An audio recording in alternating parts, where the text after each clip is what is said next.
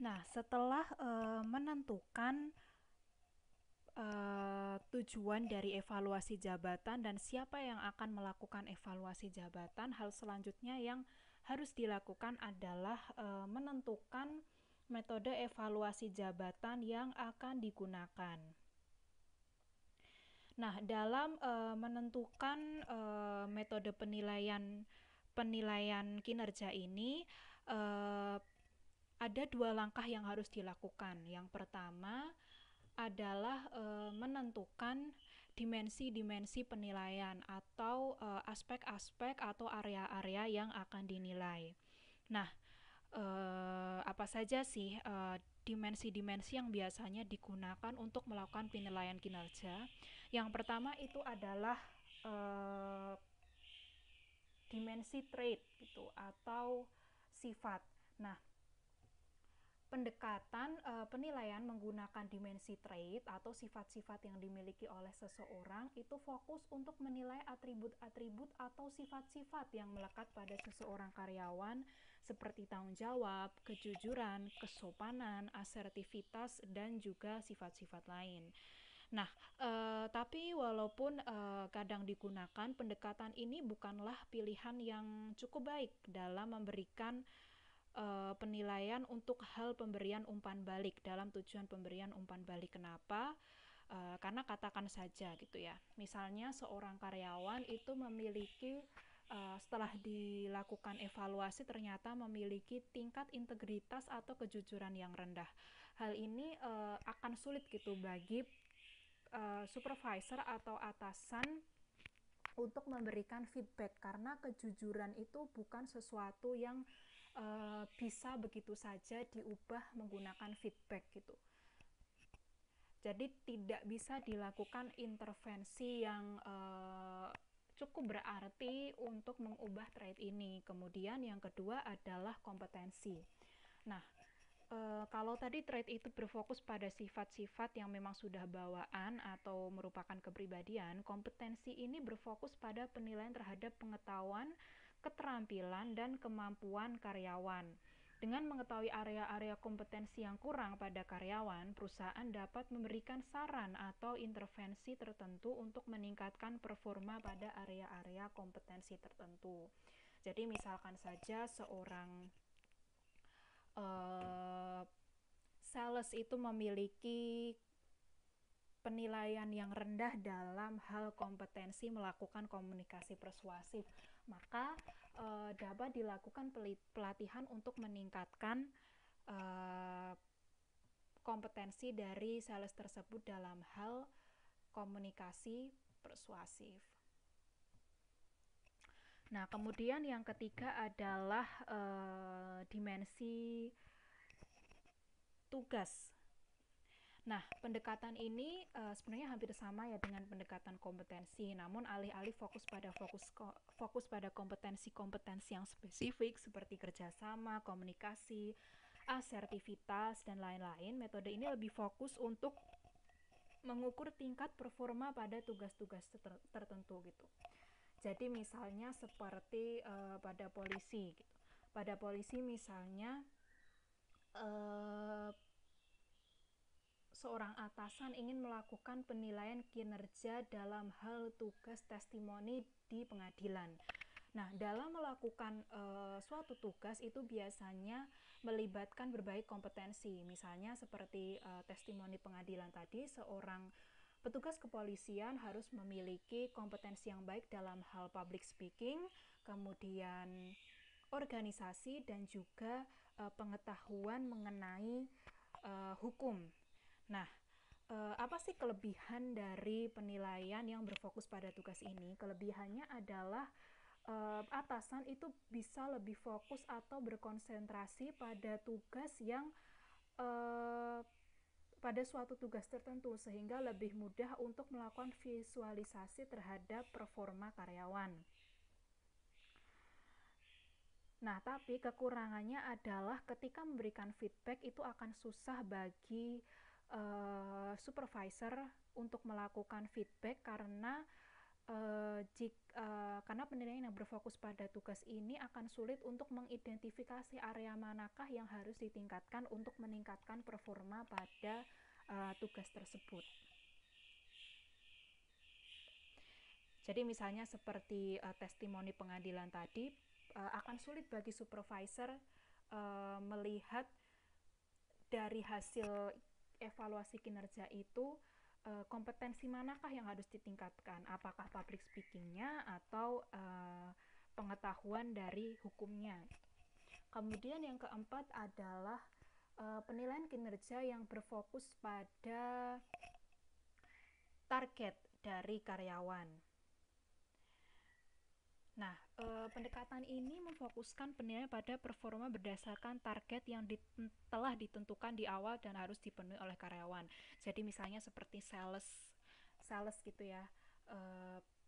Penilaian targetnya adalah didasarkan pada seberapa jauh seorang sales itu telah mampu untuk menjual barang atau produk sesuai dengan jumlah yang telah ditentukan atau target yang telah ditentukan.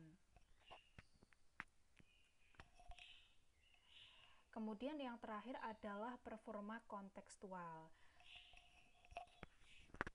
Nah, apa sih performa kontekstual itu? Jadi performa kontekstual adalah usaha yang dilakukan oleh karyawan untuk dapat berbaur dengan rekan kerja, kemudian meningkatkan performa organisasi dan mengerjakan tugas-tugas yang diberikan dengan baik dan juga tidak terlalu terpaku dengan job description. Nah, performa kontekstual ini merupakan bagian dari aspek evaluasi kerja yang berfokus pada perilaku organisasi. Nah, kenapa sih beberapa perusahaan melakukan penilaian terhadap performa kontekstual ini? Hal ini dikarenakan banyak perusahaan yang percaya bahwa untuk menjadi sukses, seorang karyawan itu tidak hanya membutuhkan keterampilan yang baik dalam hal teknis atau pekerjaannya, tapi juga kemampuan dan keterampilan untuk bekerja sama. Contextual performance ini juga menjadi penting karena bukan hanya penting karena perilaku prososial di konteks organisasi itu penting untuk mencapai sukses oleh organisasi, tapi juga dapat digunakan sebagai prediktor untuk performa yang baik dari seorang karyawan.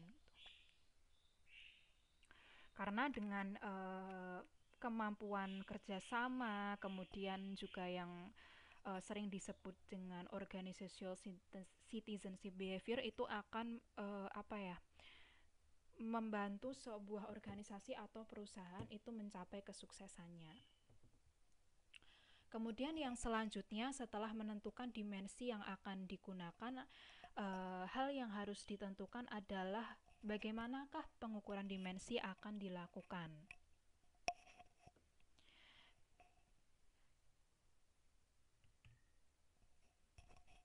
Nah, yang pertama itu adalah menggunakan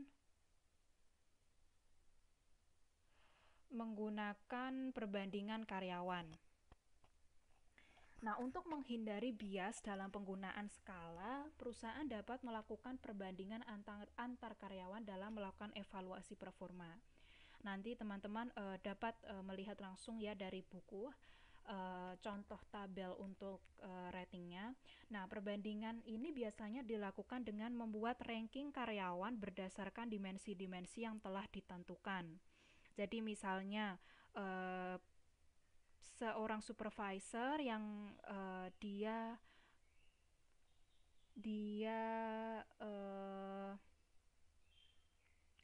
memiliki katakanlah 5 orang bawahan begitu ya. Perbandingan karyawan ini dapat dilakukan dengan memberikan ranking terhadap 5 orang karyawan tersebut dalam dimensi-dimensi yang telah ditentukan, misalnya dalam hal pengetahuan, kemudian kualitas dari pekerjaan, dan lain-lain. Nah, metode ini cocok digunakan ketika sebuah perusahaan memiliki jumlah karyawan yang relatif sedikit, karena akan mudah untuk melakukan penilaian. Ketika jumlah karyawannya terlalu banyak, perbandingan karyawan ini atau ranking ini akan sulit untuk digunakan, karena susah itu untuk melakukan perankingannya. Kemudian yang kedua adalah melalui pengukuran objektif. Nah, pengukuran objektif ini dilakukan dengan melihat beberapa standar gitu ya. Bisa dari kuantitas pekerjaan, kualitas kinerja, presensi, maupun keselamatan. Nah, kalau untuk kuantitas pekerjaan biasanya dilakukan dengan mengukur perilaku terkait jabatan yang telah dilakukan oleh karyawan. Misalnya, berapa banyak penumpang yang didapatkan oleh seorang pekerja ojek online perharinya, kemudian berapa jumlah unit motor yang dapat dijual oleh seorang sales dari merek motor tertentu, atau jumlah kasus yang telah diselesaikan oleh seorang polisi dalam jangka waktu tertentu. Nah, namun salah satu kekurangan dari metode ini adalah kurang cocok jika diaplikasikan pada pekerjaan-pekerjaan tertentu yang kuantitas pekerjaannya sulit gitu untuk dihitung, misalnya seperti programmer, dokter, pemadam kebakaran, dan sebagainya. Kemudian kualitas kerja sendiri itu digambarkan dengan sejauh mana kualitas pekerjaan atau produk jika dibandingkan standar yang telah ditentukan. Nah, jadi kualitas ini membandingkan hasil atau kualitas dari pekerjaan seorang karyawan dengan standar yang ada gitu. Nah, standar itu menggambarkan bagaimana suatu pekerjaan diselesaikan dengan baik.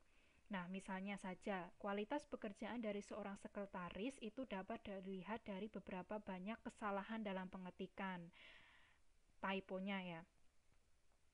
Atau misalnya kualitas pekerjaan dari seorang penjahit di perusahaan konveksi itu adalah dilihat dengan membandingkan hasil jahitannya dengan contoh produk yang telah dibuat. Kemudian yang kedua dengan melihat kehadiran. Jadi dilihat absennya berapa kali, kemudian keterlambatannya berapa kali, dan juga kehadiran tepat waktunya berapa kali. Kemudian yang terakhir adalah dengan melihat dari segi keselamatan. Nah, penilaian ini dilihat dari bagaimana karyawan mematuhi peraturan keselamatan dan siapa saja yang tidak memiliki catatan kecelakaan sehingga tidak memberikan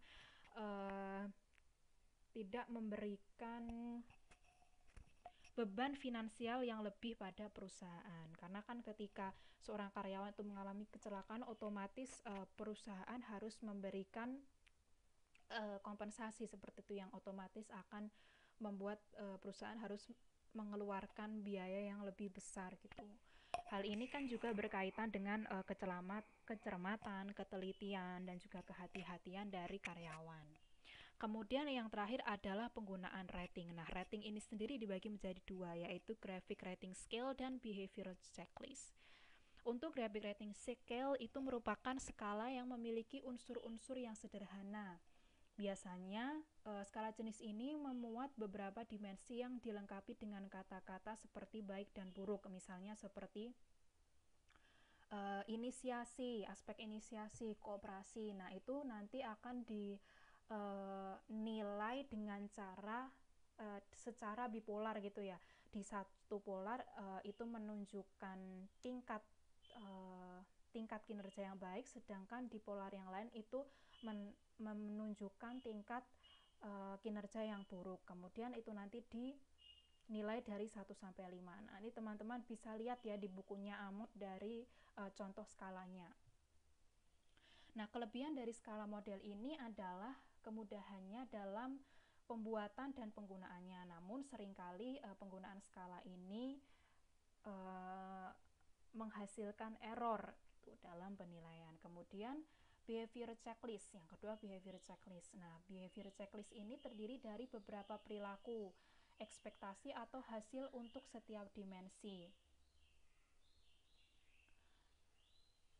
Nah, behavior checklist ini biasanya disusun berdasarkan pernyataan tugas atau deskripsi jabatan. Jadi misalnya contohnya mencatat notulensi, kemudian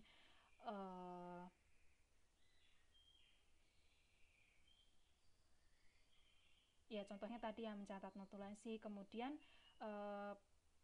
deskripsi jabatan tersebut dikonversikan dalam pernyataan performa perilaku yang merepresentasikan performa perilaku yang diharapkan. Jadi contohnya kan tadi deskripsi jabatannya mencatat notulensi. Kemudian performa perilaku yang diharapkan itu adalah contohnya notulensi ditulis secara akurat dan tidak mengandung kesalahan dalam pengejaan atau struktur kalimat. Nah, ini nanti teman-teman juga bisa lihat sendiri skalanya di bukunya Amot ya, di bab evaluasi kinerja.